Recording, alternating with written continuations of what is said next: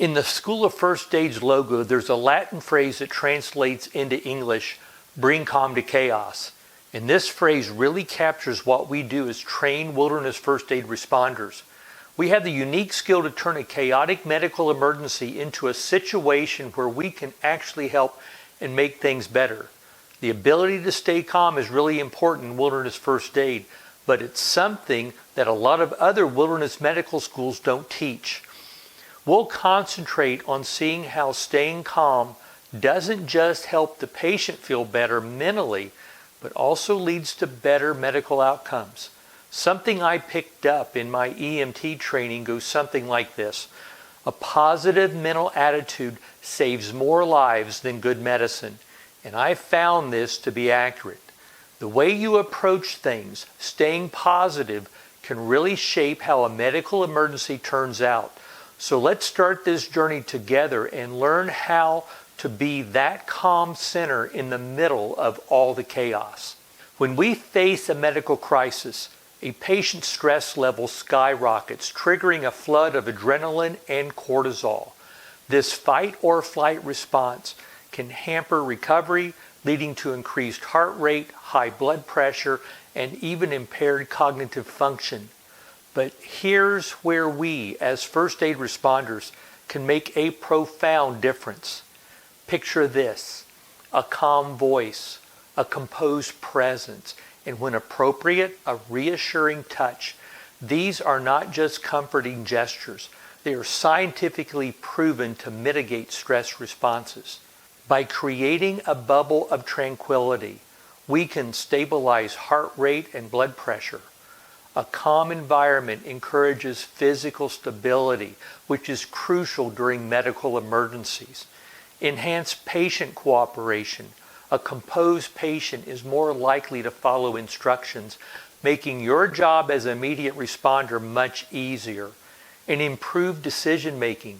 Both you and the patient think clearer and make better decisions when calmness prevails. Creating calmness in a patient during a medical emergency is crucial for a favorable outcome. So here are some techniques, some strategies and examples to effectively cultivate a serene atmosphere. Controlled breathing. As a first responder, model deep breathing.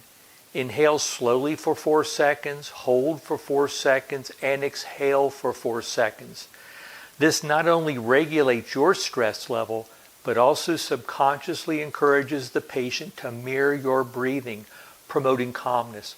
For example, if the patient is hyperventilating, gently guide them to match your breathing. Say, let's breathe together. Inhale, hold, exhale. Maintain eye contact and a reassuring smile as you do this. Clear communication. Use layman's terms to avoid confusion. Be concise and direct. If giving instructions, use simple, actionable steps. Always ensure that your tone is steady and smooth. For example, instead of saying you're exhibiting symptoms of hypovolemia, say, I notice you're feeling very weak and your skin is quite pale. Let's get you lying down and elevate your legs to help you feel better. If the patient is experiencing chest pains and ask if they're suffering a heart attack, say to them, I don't know, and I'm going to stay with you and care for you until we get you to professional medical care. Empathetic listening. Show that you're actively listening by nodding and providing verbal affirmations like, I understand, or that sounds really tough. Reflect back what they've said to show comprehension. It sounds like you're feeling, or I think what I hear you saying is, for example, if a patient expresses fear about their condition, respond with, it's completely normal to feel scared in this situation. I'm here with you and we're going to take care of this together. Physical presence. Be mindful of your body language. Maintain an open posture. Avoid crossing your arms and ensure your facial expressions are gentle and reassuring. A comforting touch, if appropriate, may be very effective. For example, if you're talking to a child, kneel down to their eye level. Offer a comforting pat on the back or hold their hand if it seems like it would provide comfort. Maintain order. Keep your first aid kit organized and know where everything is. A calm and organized approach to assessing and using your tools can significantly reduce anxiety, projecting confidence and control. For example, before addressing the patient, take a moment to survey your kit. Gather what you need calmly and then approach the patient. As you administer first aid, narrate what you are doing in a soothing tone to avoid surprises and maintain a calm environment. Use positive language to reinforce the patient's strength and cooperation, acknowledging their efforts and bravery in dealing with the situation. For example, say things like, "You're doing great," or "You're very brave and I'm here with you and you're really handling this really well."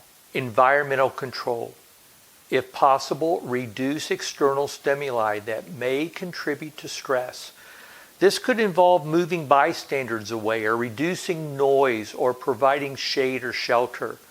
For example, if you're in a noisy environment, try to shield the patient away from the noise and move them to a quieter spot.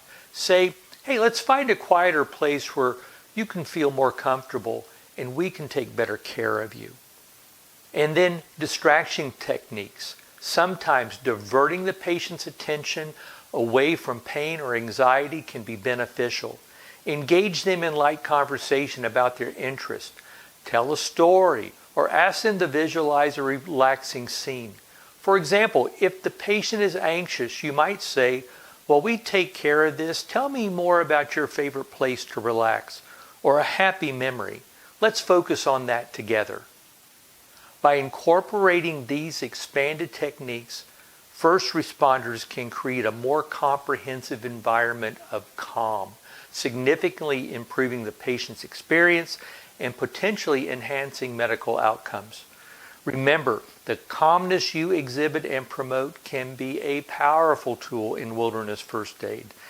Remember, as wilderness first aid responders, our aim is not just to provide medical care, but to be a beacon of calm in the storm. The tranquility you instill can be as healing as the physical treatment you administer. So take these lessons, practice them, and be prepared to be that calming presence in someone's hour of need. Always remember, in the heart of chaos lies the opportunity to create calm.